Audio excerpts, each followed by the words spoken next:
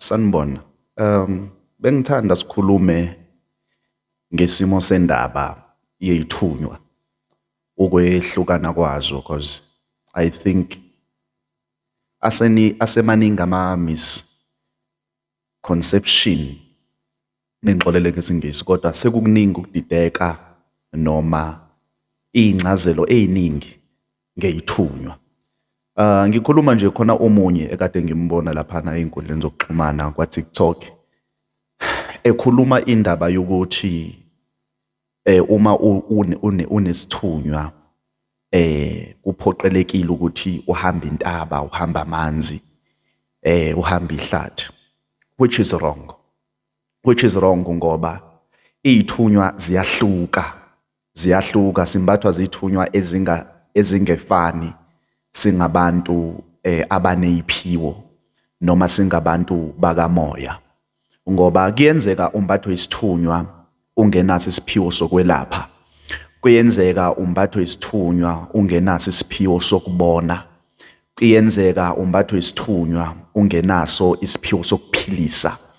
Noma angiqale ngichaze ukuthi iy'thunywa zihlukene kanjani. Kukhona isithunywa sokukhuleka, kukhona umuntu ombethwe isithunywa sokuthandaza. Lo muntu lesithunywa sokuthandaza most of the time sibabiza ngama-prayer warrior ngesiNgisi. Khona abantu abangama-prayer warrior abambethwe iy'thunywa zokukhuleka. Ebese-ke kuba khona isithunywa samaphupho noma sokweprofetha, kodwa ngesimo samaphupho noma ngesimo sokubona ebusuku mawulele ngephupho. Bese kuba khona umuntu onesithunywa sokuprofetha kodwa eprofetha engalele. Lo muntu uprofetha ehlezi, uthi ehlezi ebona iy'thombe, uthi ehlezi omunye besezwa amazwi ey'ndlebeni. Unesithunywa naye lo muntu kodwa sokuprofetha ngokuthi akwazi ukubona imibhalo noma ebone izinto ekhonjiswa ingelosi yakhe, kungaba idlozi, kungaba uNkulunkulu, kungaba umoya engcwele, kungaba abantu abadala ahamba nabo abamkhombisa lezo zinto. Lowo muntu unesithunywa sokubona. Ebese kuba khona umuntu onesithunywa se-healing noma ngithi isithunywa se-deliverance. Lo muntu uyakwazi ukuphulukisa abantu abagulayo. Lo muntu uyakwazi ukukhulekela uphile. Lo muntu uyakwazi ukukhulekela amanzi uphile. Lo muntu uyakwazi ukukhulekela ikhandlela wena bese uyaphila. Unesithunywa loyo muntu. Kubo bonke-ke laba bantu noma kuzo zonke lezi y'thunywa esengiyibalile, ebese kuhluka futhi nokuthi esakho sidla kuphi noma siphila kuphi, noma where does it reside, where does it draw power, noma siwalanda kuphi amandla-ke. Lesi sithunywa noma lezi y'thunywa esengiyichazile, amandla zizowalanda ey'ndaweni ezingafani. Amandla zizowalanda ey'zibeni. Khona ozoba-ke nesithunywa sokuthandaza esakhe most of the time umuntu onesithunywa sokuthandaza noma esokukhuleka noma esokuphilisa oyi-prayer warrior, isikhathi esiningi lo muntu yena uyaphila kakhulu esimeni sehlathi sehlane. Lo muntu futhi aphinda aphile nasentabeni. Lo muntu futhi aphinda aphile nasemanzini, ngoba lesi sithunywa sakhe phela sizokusebenza singahlambulukanga noma singagezwanga. So uyena muntu-ke lo onesithunywa sani sokukhuleka noma sokuthandaza, sokuphilisa abantu, esingathi uyangena ey'ndaweni zonke, uyangena entabeni, uyangena emanzini, uyangena ehlane, ngoba kumele inyuke intaba eyolanda amandla. Elanda kuphi na? Esimeni samazulu. Njengoba usuke uyibona intaba ukuthi-ke ingathi i-Ariel ekwazi ukukuxhumanisa namafu, ekwazi ukukuxhumanisa ney'thunywa zasemazulwini ey'khulekayo ey'thandazayo. Lo muntu futhi aphinda angene kuphi na? Ehlathini ehlane, ngoba phela siyazi ukuthi nogogo babehamba ihlane beyozila, noJesu wahamba ehlane wayozila ngoba wayewumuntu vele okhulekayo, ekhulekela abantu abaphile, iy'shosha zayiphila, abafile, oLazaro wayebamemeza bephuma emathuneni baphile. Uyaye ehlathini leyo muntu, ebese yawahamba amanzi futhi eyobhabhadisa phela noma eyohlambulula lesi sithunywa sakhe. Njalo mesenza izinto zasemhlabeni ezokungcola kumele ahambe amanzi lo muntu, eyokhuleka emanzini ukuthi agezeke phela le ngelosi ahamba nayo ukukhuleka, agezeke lesi sithunywa ahamba naso phela sokukhuleka, sihlambuluke, sihlezi sinamandla ngaso sonke ini na isikhathi. So lo muntu-ke onesithunywa sokukhuleka oyi-prayer warrior akahlukani nentaba, akahlukani nehlane, akahlukani namanzi.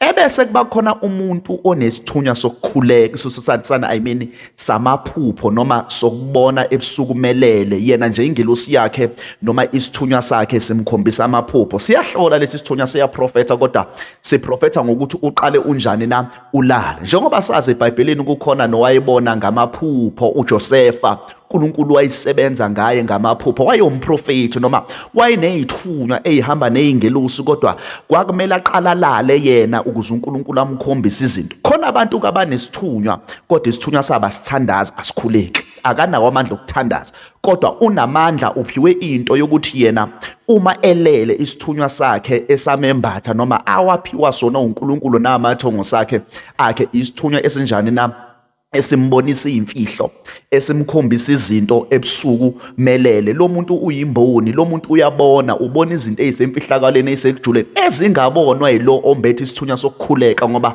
lo wesokukhuleka akaphiwanga amandla okubona, kodwa lo wokubona akawaphiwanga futhi naye amandla okukhuleka na ukuthandaza. Ingakho sidingana, ingakho lezi izithunywa noma singabantwana bezithunywa sidingana kangaka emhlabeni. Ungasho ukuthi wena njengoba unesithunywa sokuthandaza umdinga umuntu onesithunywa sokubona, ngoba ingakho lithi iBhayibheli esontweni kumele oprofethayo aprofethe, okhulekayo lokuzane ekhuleke, othandazela abantu athandazela abantu. Sisebenzisane ngoba lezi zinto ziyasebenzisana, zizoresulta into eyodwa emzimbeni kaKristu. Basho njalo abasindisiwe, zizoresulta into eyodwa ezweni likamoya. Oyisandla uyamdinga omunye umuntu, oyihlo uyamdinga omunye umuntu oyihlo, oyindlebe uyamdinga omunye umuntu oyindlebe. Ingakho mawumbethwe ilezi zinto noma ilezi ithunywa ke ezahlukene kanje, uyamdinga umuntu ozokubonela kumoya ukuthi ayi, esakhe isithunywa wona njengoba uthandaza ukhuleka kumele usilungise kanje noma sidingane. Wena futhi okwazi ukubona kuphela ebusuku ngamaphupho, uyamdinga umuntu okhulekayo ozokwazi ukukhulekisa ukuthi lento yakho iphakame, ikwazi ukukhombisa ezinye izimfihlo noma ukujula esimeni samathongo noma esimeni sokulala kwakho noma esimeni sokuphupha kwakho. Right, asigijime. Ebese kuba khona futhi umuntu ke onesithunywa sokuhlola kodwa manje noma esimbonisa izinto ehlezi engalele. Remember, khona obona elele onesithunywa sokuphupha, khona onesithunywa sokuthandaza, khona onesithunywa sokubona umprofethi kodwa manje akumele alale. Lo ubona uma ehlezi, thola ukuthi uhlezi idlozi lakhe eseliyamkhombisa, thola ukuthi uhlezi isithunywa sesiyamkhombisa, ingelosi yakhe phela lesithunywa isiyamvezela izinto, isiyamvezela izimfihlo. Lo muntu isikhathi esiningi yena akudingi ukuthi aze athandaze ukuze akhonjiswe. Cha, into yakhe iyayiqubukela ngesikhathi sayo uma yona isikhulile ngendlela. Lo muntu yena umuntu ophila kakhulu emanzini, isithunywa sakhe sidonsa kakhulu emanzini. Ilaba abantu babona sebenamajazi ayelo, ilaba abantu babona wona sebeneyiphika eyelo. Angizange ukuzofundisa ngeyiphika, kodwa ibona abantu kakhulu abasemanzini, abantu ababonayo. Yebo ke naye lona ophupha elele noma onesithunywa esiveza izinto ngokuthi alala, naye ijazi eliyelo naye unalo, naye futhi isiphika esiyelo unayo, lokuzana unalo. Naye lo muntu udonsa esimeni samanzi, isikhathi esiningi kuba ulwandle, isikhathi esiningi kuba impophoma, kuba yilezi zinto nje zo-2 uma unesithunywa wena sokuprofetha, uma unesithunywa sokubona ebusuku. Kodwa uma unalesithunywa ke wena somthandazo esikhulekayo, uwena manje usukhuphuka ngesimo sejazi eligreen, ongangokuthi labo bantu baze bebe nanezithunywa zabalozi. Uyangizwa ke manje, lo muntu angithi manje unale moya yokukhuleka kakhulu, unale moya yokuthandaza kakhulu, unalo moya lo muntu wokuprofetha, kodwa ukuprofetha kwakhe naye futhi uyakwazi ukuthi methandaza bese khuluma into engazi ukuthi uthini, engayihlelanga, engabonanga izithombe, kodwa ukuprofetha kwakhe kusemthandazweni, ukuprofetha kwakhe kusekukhulumeni. Ngenkathi ekhuluma kuyobe sekuphakama lengelosi yakhe manje yomlozi, kuphakama lengelosi manje yena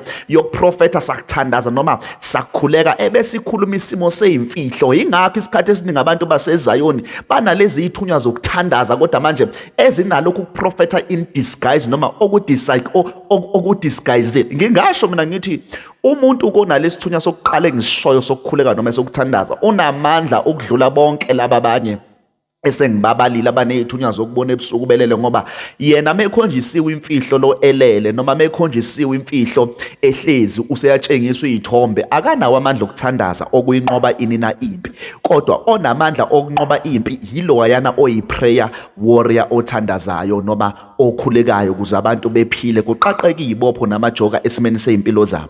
So abantu kumele bazi ukuthi-ke bambethwe iziphi izithunywa, isiphi esikumbethe.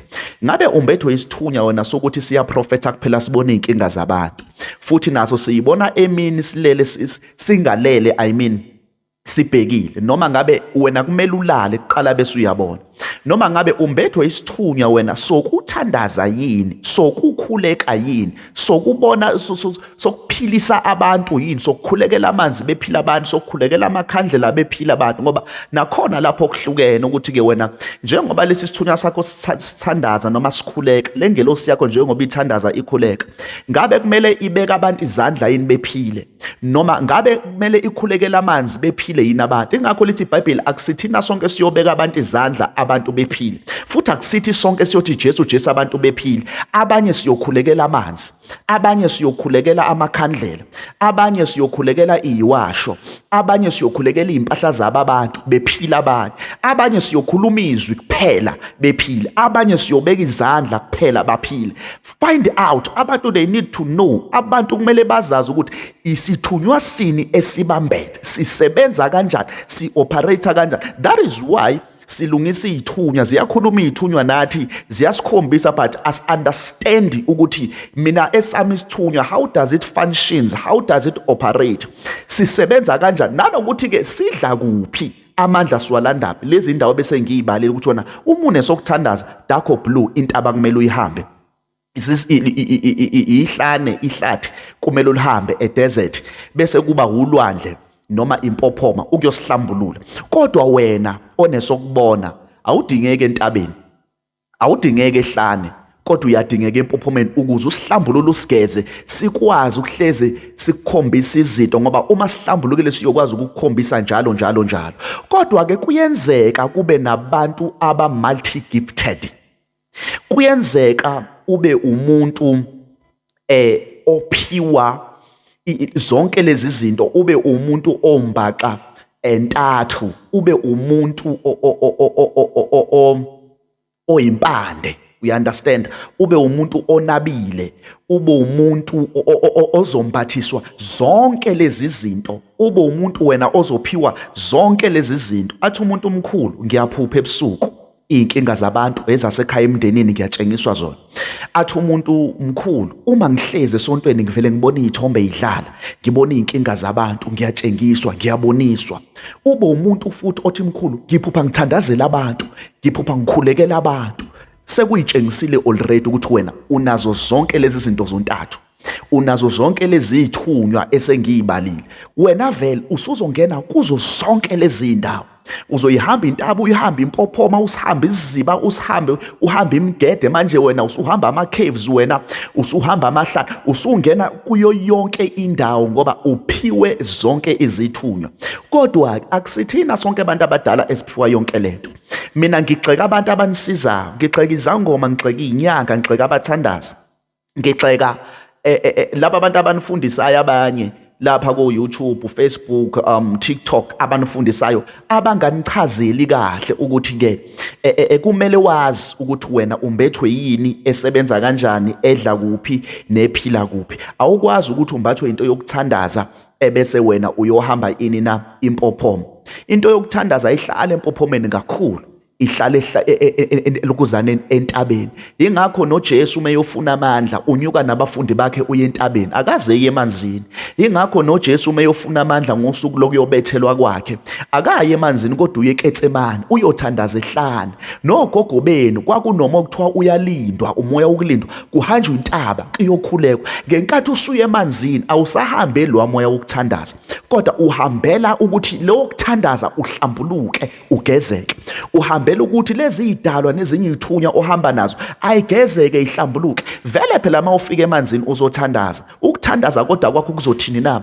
Ngicela kuhlambuluke lezi iziphiwe ngihamba nazo, le mimoya eminye ngihamba, noma lezi izithunywa ezinye ngihamba na. That is the only reason umuntu ombethwe isithunywa sokuthandaza ayela sona emanzini. Akayi ukuthi manje useyolanda amandla okuthandaza okukhuleka, no, uyolanda uyogeza ahlambulule le ngelosi noma lesi sithunywa sakhe ahamba esikhulekayo, noma idalwa ezinye noma ingelosi ezinye ahamba nazo ukuthi zihlambululeke igezeke mhla enyuka intaba, mhla eyehlane ebe namandla kakhulu, ngoba uhamba nabantu abagezekile abahlambulukile.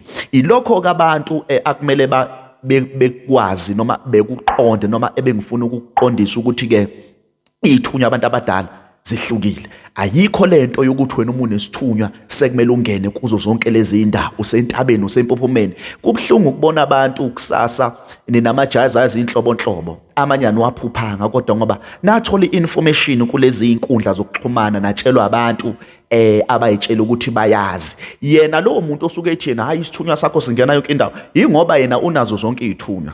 Unaso esokuthandaza, unaso esokubona, unaso esokuphulukisa, unaso esokuphilisa. Ingakho ethi yena uma unesithunywa nje ungena yonke indawo, which is wrong. Angeke ube nesithunywa sasemanzini uye entabeni, angeke ube nesithunywa sentaba ungene ehlala. Uyogcina lapho wena usunganywa imimoya okungamele ngabe iyahlala kuwena. That is why kwesinye isikhathi uthola ukuthi-ke sesimbethwe izinto esingazazi, simbethwe imimoya eminingi esingayazi, esekumele manje makumele ulungise lesi siphiwo sakho ngampela owawuzala unaso, kuqale kuhlungwe, kudediswe noma kuqhiliswe lezi zinto onosuke usuyifakile emzimbeni wakho okungamele ngabe zangena from the first place, but ngoba wangena endaweni errong, wanyukela entabeni kanti awubizwanga entabeni, wanyukela ehlathini kanti awubizwanga ehlane, wangena emanzini, makhosi, wangena emanzini kanti awubizwanga emanzini. Wagcina manje usudida le mimoya yakho, wadida lezi iphiwo, wadida lezi ingelosi, wagcina wadida kwanaso isithunywa sakho. So thola namhlanje ukuthi-ke kulezi ithunywa esengiyibalile, yini le onayo wena ephila kuwena? Omunye uzobuza uthi mkhulu, ubona kanjani-ke ukuthi umbethwe yisiphi isithunywa? Kulula abantu abadala, njengoba bese ngishilo, most of the time mawuzophupha undiza ebusuku unesithunywa, kodwa manje isithunywa sakho esezulu, unesithunywa sentaba. Angithi manje kukhona iy'nkonjane, kukhona iy'nyoni, kukhona ama-eagle andizela phezulu phezu kwentaba. Ngenkathi uphupha undiza unesithunywa sanona sentaba, unesithunywa futhi wena esikwaziyo ukubona, ngoba ngenkathi inyoni indizela phezulu iyakwazi ukubuka ezansi, right? That is why uma uphupha undiza uyakwazi ukubona into ephansi. That is why uma kuthiwa uyahlaselwa ephusheni, uyahujwa, khona abantu abakuhlasela ngebhamu ngemmese, ebese lesi sithunywa siyaku-elevator, you understand, uya-ascenda, uyandiza, uyibone all of a sudden wena usuyandiza. Loyo muntu kusuke kuchaza ukuthini na? Unesithunywa sokukhuleka, unesithunywa sentaba saphezulu esidonsa efini, esidonsa emafini, esidonsa emazulwini.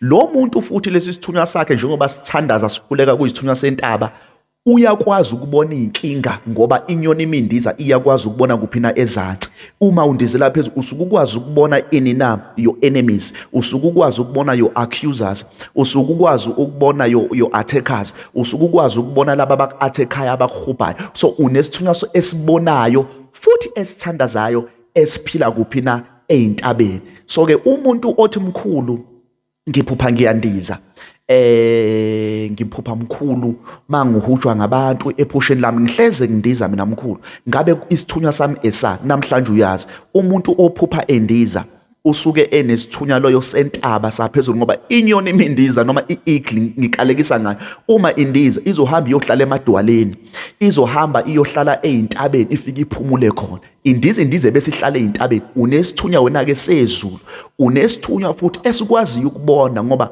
kuye uma bechaza i-eagle iyakwazi ukubona into ekude olwandle noma esemanzini, ifike ubamba ufishi noma ngoba indizela phezulu ikwazi ukubona yonke into. So ma undiza-ke nawo unesithunywa esikwazi ukubona izinto ey'sekujuleni, ey'seyimfihlakalweni, unesithunywa sokubona. Kuzohluka-ke ukuthi-ke ngabe uzobona ebusukulele noma ngabe uzobona ubhekile uhlezi ungalele. Futhi unesithunywa sasentabeni sokukhuleka, unezinto ey'mbili wena ohamba nazo. Uma nje uphupha undiza unaleso sithunywa. Ebese kuba khona umuntu othi mkhulu ngiphupha ngihamba ehlathini, kuleli hlathi mhlampe ngigubha imithi, kuleli hlathi mhlawumbe ngisuke ngigqoka ijazi, kuleli hlathi mhlawumbe ngisuke ngithandaza, kuleli hlathi mhlawumbe ngibona ugogo noma ngibona umkhulu ehamba kuleli hlathi. Wena futhi nawe unesithunywa sokukhuleka sokuthandaza. Kwenzeke futhi ukuthi unesithunywa esihamba nobugedla, esihamba nemithi. Usuzogubha imithi wona, ingakho phela uhamba ucaluza ehlathini ngoba ila kumbiwa khona imithi. Unesithunywa futhi sokuthandaza. That is why most of the time umuntu onesithunywa ke sehlathi, athi uyabona manje sesekuhlukene. Kukhona onesokuthandaza kodwa manje sentaba, kumele anyuke intaba, amandla akhe asentabeni. Kube khona onesasehlane ehlathini, esokuthandaza naye. Loyo ke uyahila, uyalapha. Ingakho sizohamba neyiwasho. Ingakho sizohamba namakhambi esintu, ingakho sizohamba nemithi. Esalo manje owejazi eligreen ngoba lo green ungena kakhulu ehlathini. Laphana entabeni ijazi lakhona most of a time liyaba blue, lihambisane naloyana wasemanzini. You understand? Ngoba izulu leliya, izulu liyahambisana namanzi. That is why the sky is blue and namanzi wabona enjana blue. Bayahambisana laba bantu. You understand? So lo asehlane kodwa yena dakho blue unobugedla lapha kuyena. Mengenakho ubugedla unobunyanga, unokulapha ngoba ubunyanga means is the person olaphayo, oyaziyo imithi. Kungaba ukuthi wena uyakwazi ukunyanga ngeyiwasho, ngosawuti, ngamakhandlela, noma ngabe imithi ke phela yesintu eyimvelo. Yilo muntu ke oyiphupha esehlathini esehlane, unezithunywa zehlane, amandla akho walanda ehlane, uyathandaza naye lo muntu. Ugreen ijazi lakhe. Most of the time amajazi abo agreen, liyaba futhi ibovu ngoba phela ngithi uhamba nabantu bemithi abazi imithi. Umuntu ke lona ozoyibona esehlane esehlathini, unesithunywa sokukhuleka kodwa manje sasehlathini. Angithi uyayibona izinto esengiyibalile ezinjani zihlukile. Kukhona onesokuthandaza kodwa ukuthandaza kwakho kwasentabeni. Kukhona onesokuthandaza kodwa manje ukuthandaza kwakho ubizelwe ehlane, kumele yokhuleka ehlane. Ebese kuba khona umuntu othi mkhulu ke ngihleze ngiphuphe ngisemanzini, ngingena empophomeni. Ngenzani empophomeni? Ngingena esizibeni, ngingena olwandle. Unesithunywa kodwa manje sisabele emanzini. Wena ngeke unyuke intaba ngoba entabeni phela awekho amanzi. Wena ngeke uye ehlane ngoba ehlane phela awekho amanzi. Dakho blue wena 100% uphila kuphi na emanzini, umntwana wamanzi, unesithunywa samanzi. Lo muntu hayi ngoba naye kumele yothandaza. Ukuthi uunderstand manje akusise sokuthandaza kodwa manje isithunywa esiphila emanzini. Wena lesi sithunywa sakho isithunywa esigeza ngoba amanzi phela ngithi ayahlambulula. Amanzi ayabageza abantu. Amanzi ayabalapha abantu abangcolile begezeke behlambululeke. Wena lesi sithunywa sakho yiso phela esizokwazi ukugeza izidalwa zakho. Wena uphiwe ukwazi ukuhlambulula abantu. Wena uphiwe ukwazi ukugeza abantu. Wena uphiwe ukwazi ukugeza amadlozi abantu. Wena futhi uphiwe ukwazi ukuhlambulula lezi izithunywa zentaba zabantu. Wena futhi uphiwe ukwazi ukuhlambulula izithunywa zabantu zasehlathini. Wena kahle kahle unamandla kakhulu kodwa manje uyi-understand ngoba usuke wena ufuna manje ukuhamba uye entabeni uyothandaza, uyehlane uyothandaza, usugxuba izinto ongamele ngabe uyazenza. Kahle kahle kumele ngabe uyagxila lapha emanzini mawuphupha into yasemanzini. Most of the time abantu basemanzini abanalesi sithunywa sasemanzini sodwa abekho powerful ekuthandazeni hlobo. Ingakho methu omunye uyafika ethi mkhulu ngifike olwandle kwangathandazeka ngabasa amakhandlela, ngafika empophomeni angazi ngizothi nakuthandaze. Vela uphiwanga ukuthandaza mntaka baba, vele mntwana oyingilosi awuphiwanga ukuthandaza kodwa uphiwe ukwazi ukugeza izithunywa zabantu. Ingakho nje kwaShembe khona nje ubaba uNtombela ngeke umbone esentabeni, ngeke umbone esehlathini kodwa nje waphiwa nje isithunywa sasemanzini, ingilosi yasemanzini yasemazulwini uShembe, ukwazi ukugeza imoya, ugeza izidalwa kuphela, wahlala futhi entweni yakhe. Isithunywa leso ke asembethe sasemanzini. So abantu nje abathi mkhulu ngiphupha ngisemanzini most of the time isiziba ngaba impophoma, 100% chances are wena uphiwe ukwazi ukugeza imimoya izidalwa nezakhe izidalwa zikuthuma ukuthini na mntwana wethu sakuphi isithunywa sasemanzini ukuze ukwazi ukugeza izithunywa zasemndenini, ukwazi ukugeza amadlozi asemndenini, ukwazi ukugeza izidalwa ohamba nazo emanzini, ukwazi ukusebenza futhi ngokugeza abantu, ukwazi futhi ukuthi uma uthandaza wena ukhulekela amanzi bazophila abantu ngoba uphiwe into yasemanzini. So ayiphele lento yokuthi ke abantu abambethwe izithunywa uba zasemanzini kuphela ubabona entabeni. ayiphele lento yokubona abantu abambethwe isithunywa sasentabeni ubabona ehlane. Ayiphele lento abantu abambethwe isithunywa sasehlane ubabona entabeni. Stick kulento obizelwe kuyona nasendaweni obizelwe kuyona. Unless umbethe yonke lento, sizokubona ke eindaweni ezahlukene. Uma nenze njalo, izinto zenu zakamoya zizophakama, zizoqonda.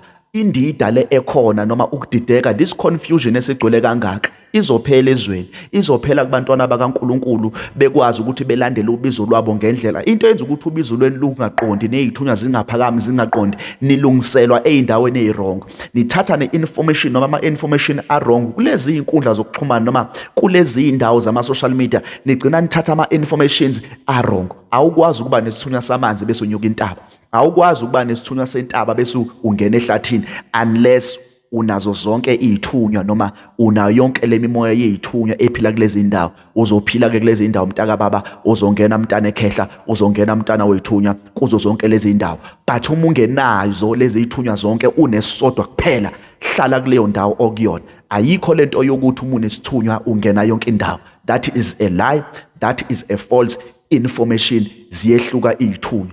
Ngokuzayo sizofundisa ngokuthi yini isithunywa sona nje, yini isithunywa, ngoba kuyenzeka ube nesithunywa sedlozi, kuyenzeke ube nesithunywa semvelo, kuyenzeka ube nesithunywa esivela ezidalweni zakho kogogo bakho, kuyenzeka umbathe ugogo kanti uthunyiwe idlozi lakho, kanti uthunyiwe abantu abadala bamthuma ukuthi akazohlala kuwena. So khona isithunywa esisidalwa sakho okuba ugogo wayiphila noma ikhehlela liphila bese liyathunywa la emhlabeni ukuthi ke lizokubheka likuvikele. Lelo khehla alizi nesiphiwo, alifana lezi izithunywa zeintaba, ngoba ezeyintaba ezeyimpophoma ezehlathi imimoya leyo. So izithunywa khona izithunywa eziyimimoya eza nesiphiwo. You understand? Lo muntu angithi useyakwazi ukuphupha ebusuku, useyakwazi ukubona imbono, useyakwazi ukuthandazela abantu bephile. So esinye isithunywa it power,